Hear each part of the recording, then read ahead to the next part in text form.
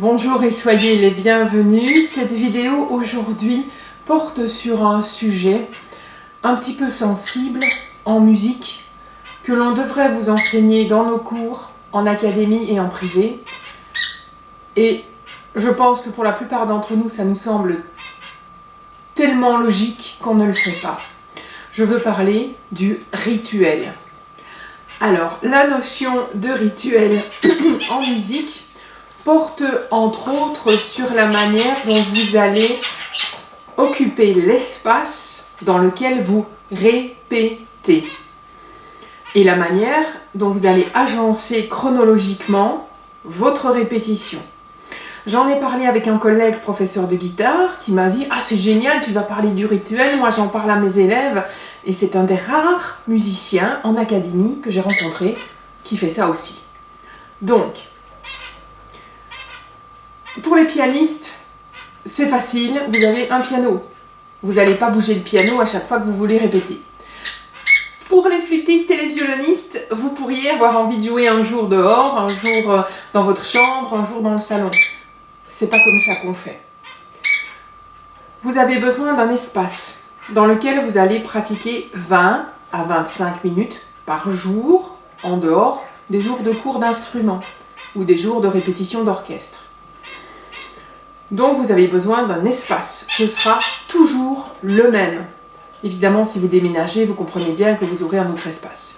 Pour les organistes, vous avez un orgue sur lequel vous allez répéter en priorité, et puis peut-être d'autres orgues sur lesquels vous pouvez aller répéter aussi, sur lesquels vous jouez. Donc vous, logiquement, l'espace reste le même, ou souvent le même, par facilité, puisque vous n'allez pas déplacer un orgue. Maintenant, les 20-25 minutes que vous allez réserver à la pratique, ce ne sont pas 25 minutes où vous jouez.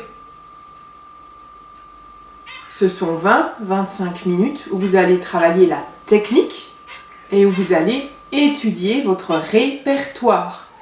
Ça n'a aucune notion de je prends la partition et je me mets à jouer parce que ça me fait plaisir. Ça, c'est après. Ces 20-25 minutes, elles sont là pour vos muscles, vos nerfs, vos tendons, votre acquisition de la lecture et le trait technique. C'est donc 20-25 minutes qui ont un petit quelque chose avant. Je m'explique. Pour moi, et ça ne me concerne que moi, d'accord ? Avant les 20-25 minutes de technique, je fais 3 ou 4 choses. Première chose, je bois un demi-verre d'eau pour me réhydrater et j'en prévois encore un demi pour pendant ma session d'études ou après. Deuxième chose, évidemment, je suis une fille, donc avant je passe aux toilettes. Troisième chose, si c'est nécessaire, je prends un pupitre. Si je suis en train de travailler une partition de chant, un exercice de chant, je prends mon pupitre, voilà. Quatrième chose, je prépare mes partitions. Je l'ai fait, cette préparation avant. Pourquoi ? Pour avoir une espèce de truc que je vais faire toujours dans le même sens, donc vous garderez le même sens, avant de vous mettre au travail. Qu'est-ce que ça va apporter ? Ça va apporter comme un signal au cerveau qui va recevoir l'information de « Ah, on se met en apprentissage ». Une fois que vous avez fait vos 20-25 minutes, vous devez refermer l'apprentissage, d'où l'intérêt de boire le verre d'eau.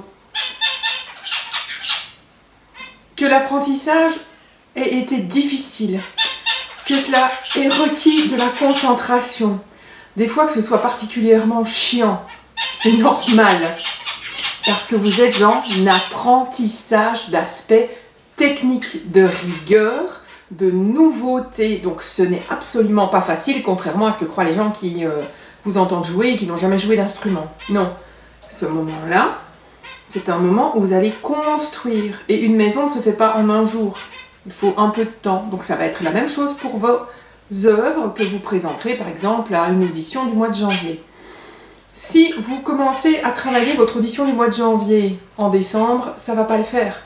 Il faut faire ça de façon régulière, simplement parce que ce n'est pas votre intelligence qu'on vise, c'est la mémoire de vos nerfs, de vos muscles et de vos tendons. Je répète, la mémoire, des nerfs, des muscles et des tendons. Ce n'est pas votre intelligence, ce n'est pas votre musicalité et ce n'est pas le fait du tout de jouer en public.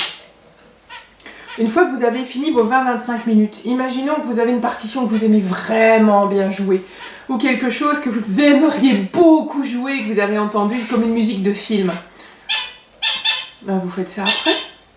Vous prenez votre partition et vous la retravaillez ou vous la jouez ou vous en jouez quelques lignes parce que vous êtes en train de l'apprendre et que c'est en dehors de votre cheminement en académie par exemple ou en dehors de votre cheminement en cours privé.